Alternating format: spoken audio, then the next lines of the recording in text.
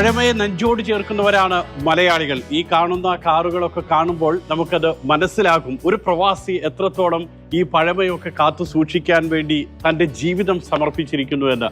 പറഞ്ഞു വരുന്നത് ഇദ്ദേഹത്തെക്കുറിച്ചാണ്. കണ്ണൂരുകാരൻ അബ്ദുള്ള നൂറുദ്ദീൻ. ആദ്യം തന്നെ ഈ കാറുകളൊക്കെ കാണുമ്പോൾ ഭയങ്കര അത്ഭുതമാണ്. എന്താണ് ശരിക്കും ഇത്? എന്താ പറയുക, ഒരു അസറ്റ് എന്ന് പറയാം, അല്ലെങ്കിൽ ഒരു എപ്പോഴും നമ്മൾ പഴയ കാലത്തിനെ പറ്റി ചിന്തിക്കുന്ന ആ ഒരു മൂഡിലേക്ക് പോകുന്ന എല്ലാം പറയാം. അതാണ് എനിക്ക് ഇത് വർഷങ്ങളായിട്ടുള്ള ഒരു താല്പര്യം തന്നെയാണ്. അതായത് പുതിയ ഗൾഫിൽ വന്നുകൊണ്ട് ഇതിലേക്ക് വന്നതല്ല. എന്നെ അറിയുന്ന ആളുകൾക്കറിയാം, ഞാൻ ഗൾഫിൽ ഒരു 35 വർഷങ്ങൾക്ക് മുമ്പ് ഇവിടെ എത്തുന്നതിന് മുമ്പ് തന്നെ നാട്ടിലെനിക്ക് മോറിസ് മൈനർ, ഹെറാൾഡ് ഇങ്ങനെയുള്ള പല കാറുകളും ഞാൻ ഉപയോഗിച്ചിട്ടുണ്ടായിരുന്നു. ഈ കാറിലാണ് നമ്മൾ ആദ്യം യാത്ര ചെയ്തത്. വല്ലാത്തൊരു എക്സ്പീരിയൻസ്. എന്താണ് ഈ കാറിൻ്റെ പ്രത്യേകത? ഈ കാർ ജനറൽ മോട്ടോഴ്സിൻ്റെ ഷെവ്രലെ കോർവെറ്റ് എന്ന് പറയുന്ന ഒരു മോഡൽ കാറാണിത്. ഇത് ഫസ്റ്റായിട്ട് ഇത് തുടങ്ങിയത് 1953-ലാണ്. അമേരിക്കയിലെ അവരുടെ പട്ടാളക്കാർക്കും അവർക്കൊക്കെ വേണ്ടിയിട്ട് അവർ യുദ്ധമൊക്കെ കഴിഞ്ഞ് പല നാട്ടിൽ നിന്നും വരുന്ന സമയത്ത് അവിടെ എത്തിക്കഴിഞ്ഞാൽ ഗവൺമെൻറ് അവർക്ക് വണ്ടി കൊടുക്കും, അവർക്ക് ഫാമിലി ആയിട്ട്, ബിക്കോസ് ഇറ്റ് ഈസ് 2 സീറ്റർ, അത്രയേ ഉള്ളൂ അത്. അങ്ങനെ 53-ൽ തുടങ്ങുന്ന സമയത്ത് അതിൻ്റെ വളരെ ബേസിക് മോഡലായിരുന്നു. ഇത് 1958-ആണ്. അപ്പോഴത്തേക്ക് അത് ഒരുപാട് മോഡിഫൈ ചെയ്തു. This is A rare car, rare model especially. ഇപ്പോൾ ഇതിൻ്റെ ഒരു ഞാൻ യാത്ര ചെയ്യുമ്പോൾ ഇതിനകത്ത് AC ഇല്ല, പക്ഷേ AC-ക്ക് പകരമുള്ള മറ്റ് സംവിധാനങ്ങളുണ്ട്. Especially American weather, Gulf weather പോലെയല്ല, അവിടെ AC-ൻ്റെ ആവശ്യമില്ല. ടെമ്പറേച്ചർ എന്ന് പറഞ്ഞാൽ തന്നെ മാക്സിമം ഒരു 30 വരെയൊക്കെ പോകുള്ളൂ. അപ്പോൾ അതിനാണ് ഒരു സ്പെഷ്യൽ വെന്റിലേഷൻ സിസ്റ്റം ഇതിൽ കൊടുത്തിട്ടുള്ളത്. പ്രസ് ചെയ്യുന്ന സമയത്ത് പുറത്തുനിന്നുള്ള എയർ കയറാൻ വേണ്ടി. വണ്ടിയുടെ ഒരു പ്രത്യേകത ഒന്ന് ബോഡി, പിന്നെ സ്പീഡ് എത്ര പോകാൻ പറ്റും. ബോഡി ഫൈബർ ബോഡിയാണ്, അതുകൊണ്ട് തുരുമ്പുടിക്കാനുള്ള ഒരു ഇതുമില്ല. സ്പീഡ് എന്ന് പറഞ്ഞു കഴിഞ്ഞാൽ ഇതിന്റെ സ്പീഡോമീറ്ററിൽ 160 മൈൽസ് പെർ അവർ ആണ്. 160 മൈൽസ് എന്ന് പറഞ്ഞാൽ ഓൾമോസ്റ്റ് 250 കിലോമീറ്റർ പെർ അവർ.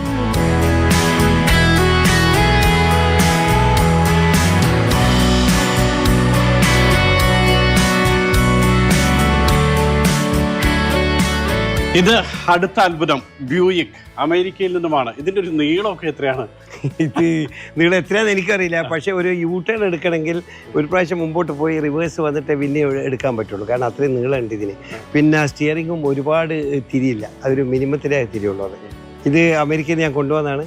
ഈ കാറും ഓപ്ഷനിലെടുത്താണ്. ഈ കാറിനൊരു പ്രത്യേകത എന്ന് പറഞ്ഞു കഴിഞ്ഞാൽ ഇറ്റ്സ് എ മൂവി കാർ. ഒരു മൂവിക്ക് വേണ്ടി ഇതിൻ്റെ ഹാൻഡിലൊക്കെ എടുത്ത് ഷേവ് ചെയ്ത് ഇങ്ങനെ ആക്കി കൊണ്ടുവന്നാണ് ഈ കാർ. കൈലാക്ക് എന്ന് പറഞ്ഞാൽ ഭയങ്കര പെർഫോമൻസ് ആണ്. It's A very heavy vehicle, muscle car എന്ന് ഇതിന് പറയാം. ഇതും നല്ല സ്പീഡിലുള്ള വണ്ടിയാണ്, ശരിക്കും സ്പോർട്സ് വണ്ടിയാണ്. കാരണം ഇതൊക്കെ പിന്നെ കൺവേർട്ടബിൾ ആണല്ലോ, ഓപ്പൺ ആയിട്ട് അങ്ങനെ അങ്ങ് പോക്കാണ്, ഫുൾ ഒരു എൻജോയ്മെന്റ്. അതും സെയിം 250 കിലോമീറ്റർ പെർ അവർ തന്നെ അതും പോകുന്നതാണ്. Yes yes.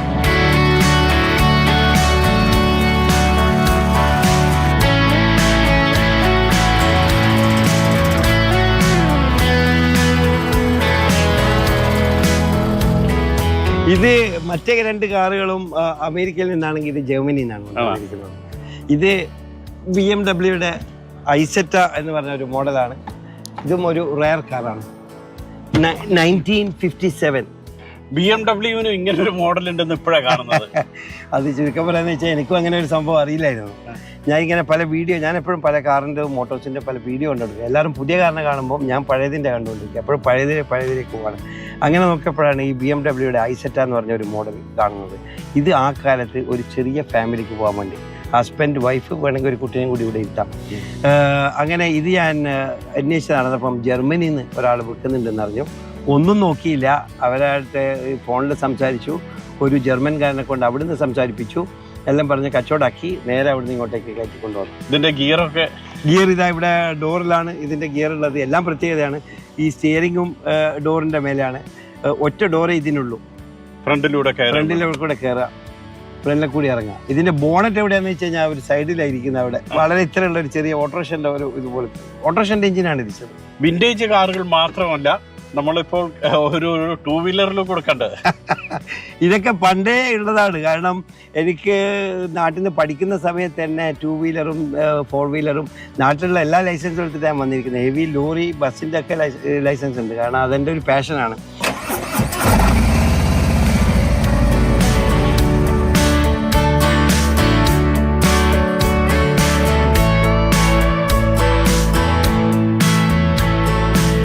കാറുകളുടെ മ്യൂസിയത്തിൽ നിന്നും നമ്മൾ ഇനി പ്രവേശിക്കുന്നത് മറ്റൊരു മ്യൂസിയത്തിലേക്കാണ്. അത് കാണുമ്പോൾ തന്നെയാണ് നമ്മൾ അത്ഭുതപ്പെട്ടു പോകുക. ഇങ്ങനെ പുരാവസ്തുക്കൾ ഇത്ര മനോഹരമായി ശേഖരിച്ചിരിക്കുന്നു, സംരക്ഷിച്ചിരിക്കുന്നു എന്നുള്ളതാണ്.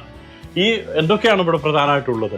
പഴയത് എന്ന് പറയുന്ന അധിക സാധനം ഇവിടെ ഉണ്ട്. അതായത് ചെറിയ റേഡിയോ മുതൽ ഫോൺ മുതൽ ടേപ്പ് റിക്കാർഡർ, TV, ഇതെല്ലാം എൻ്റെ ശേഖരത്തിലുണ്ട്. പണ്ട് നാട്ടിലുള്ളപ്പോഴേ പല സാധനം എടുത്തു വെക്കുമായിരുന്നു. അപ്പോൾ ഗൾഫിൽ വരുന്ന സമയത്ത് അതൊക്കെ കൊണ്ടുവന്നു. ഇങ്ങനെ ഒരു റൂം ഇവിടെ സെറ്റാക്കി ഇനിയുള്ള സമയങ്ങളിൽ ഫ്രീ ആയിട്ടിരിക്കുന്ന സമയത്ത് ഒരു പീസ് ഓഫ് മൈൻഡ് എന്നുള്ള രീതിയിൽ ഈ റൂം മുഴുവൻ പഴയ സാധനങ്ങളൊക്കെ വെച്ച് ഇങ്ങനെ റിലാക്സ് ആയിട്ട് ഇരിക്കുക എന്നുള്ളതാണ്.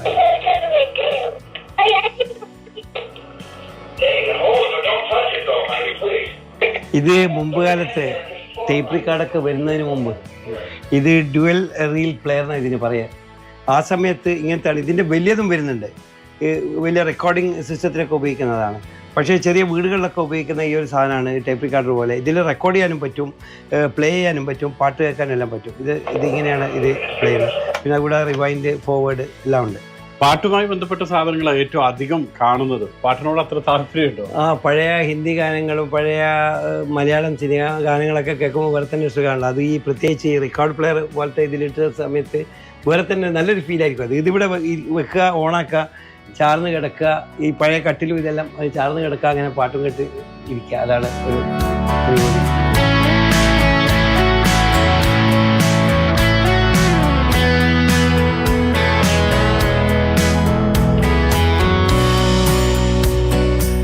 ഉമ്മാന്റെ കുറെ കത്തുകളുണ്ടല്ലേ? ഉമ്മയ്ക്ക് എഴുതിയിട്ടുള്ള കത്തുകളുണ്ട്. ഉമ്മക്ക് എഴുതിയിട്ടുള്ളതും ഉമ്മ എനിക്ക് അയച്ചിട്ടുള്ളതായ ഒരുപാട് കത്തുകൾ ഇന്നും എൻ്റെ ശേഖരത്തിലുണ്ട്. അത് ഈ കത്ത് മെയിനായിട്ട് എന്നെ ഇതുവരെ സംരക്ഷിച്ചു കൊണ്ടുവന്ന് ഉമ്മ മരണപ്പെടുന്ന ഉമ്മയായിരുന്നു. കാരണം എൻ്റെ ചെറുപ്രായത്തിൽ 2 വയസ്സിൽ എൻ്റെ ഫാദർ മരണപ്പെട്ടേക്കുന്നത്. അപ്പം നമ്മൾ ഈ നിലയിലാക്കിയത് ഉമ്മയാണ്. ഉമ്മാൻ്റെ ഓർമ്മയിൽ കൂടിയ ഓരോ ദിവസവും ഞാൻ എഴുന്നേൽക്കാറുള്ളൂ. ഈവൺ എനിക്ക് ഉമ്മാൻ്റെ ആ മണം വരെ ഇഷ്ടമാണ്. ഈ കത്ത് എനിക്ക് എടുത്ത് വായിക്കുന്ന സമയത്ത് ഉമ്മ അടുത്തുള്ളതായിട്ട് ഫീൽ ചെയ്യും. ഇത് ഉമ്മാൻ്റെ കത്താണ്, ഉമ്മാൻ്റെ സ്വന്തം കൈപ്പടയിലുള്ള കത്ത്. പണ്ട് കാലത്തൊക്കെ സ്ത്രീകൾ അധികം പഠിക്കില്ല, അല്ലെങ്കിൽ എഴുതാനും വായിക്കാനും അറിയില്ല എന്ന് പറയും. പക്ഷേ എൻ്റെ മദർ പഠിച്ചിരുന്നു. ഈവൻ ഇംഗ്ലീഷ് സൈൻ ബോർഡൊക്കെ വായിക്കുമായിരുന്നു, അറബിക്കിലും എഴുതുമായിരുന്നു. അപ്പം എൻ്റെ പ്രിയപ്പെട്ട മകൻ അബ്ദുള്ള അറിയുവാൻ ഉമ്മ എഴുതുന്നത് ഇത് വായിക്കുമ്പോഴാണ് നമുക്ക് ആ ഒരു ഫീലും ആ ഓർമ്മയും വരുന്നത്.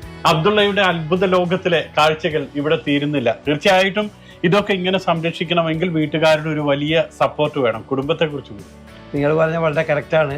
ഫാമിലി സപ്പോർട്ടില്ലാതെ ഒന്നും ചെയ്യാൻ പറ്റില്ല. എൻ്റെ കുടുംബം വളരെ ചെറിയ കുടുംബമാണ്. ഞാൻ, ഭാര്യ, 2 മക്കൾ, മകൾ മൂത്തതാണ്, മകൻ ഇളത്. 2 പേരും അമേരിക്കയിലാണ്. മകൻ ഇപ്പോൾ കേരളത്തിൽ ഇവിടെ ഉണ്ട്. വൈഫിൻ്റെ പേര് സൗജത്ത് എന്നാണ്. അബ്ദുള്ളയുടെ ഈ ലോകത്തേക്ക് പുതിയ അതിഥികൾ വരുന്നുണ്ട്. ആ സമയത്ത് നമുക്ക് വീണ്ടും കാണാം. പുതിയ കാർ വരുന്നുണ്ട്, അതോടൊപ്പം തന്നെ 2 വീലർ വരുന്നുണ്ട്. ഇതുപോലുള്ള പഴയ വസ്തുക്കൾ, പുരാവസ്തുക്കൾ കൂടിയൊക്കെ വരുന്നുണ്ട്. ഏതായാലും അതെല്ലാം ഉഷാറാവട്ടെ. All the best. Thank you very much.